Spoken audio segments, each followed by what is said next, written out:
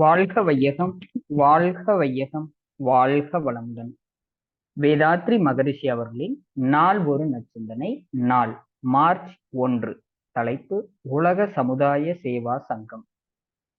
மனிதனிடம் மனமாக, பார்வையாக, சொல்லாக அல்லது எண்ணமாக வெளியேறும் அலை எந்த வகையாக இருப்பினும் அவ்வலை அவனுடைய தன்மைகள் அனைத்தையும் எடுத்துச் செல்கின்றது.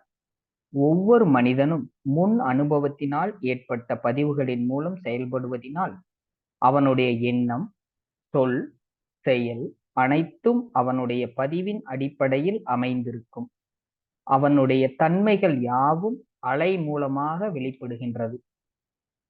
ஒவ்வொரு மனிதனும் தனக்குள் நல்ல பதிவுகளையும் தீய பதிவுகளையும் பெற்றிருக்கின்றான்.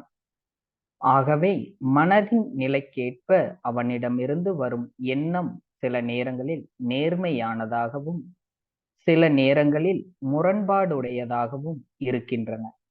இங்கு நேர்மையான அல்லது முரண்பாடான எண்ணம் அது சென்று அடையக்கூடிய பொருள் அல்லது மனிதனை பொறுத்து அமைவது இல்லை.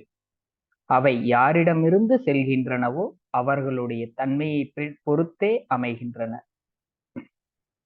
வாழ்க வளமுடன். வேதாத்ரி மகரிஷி.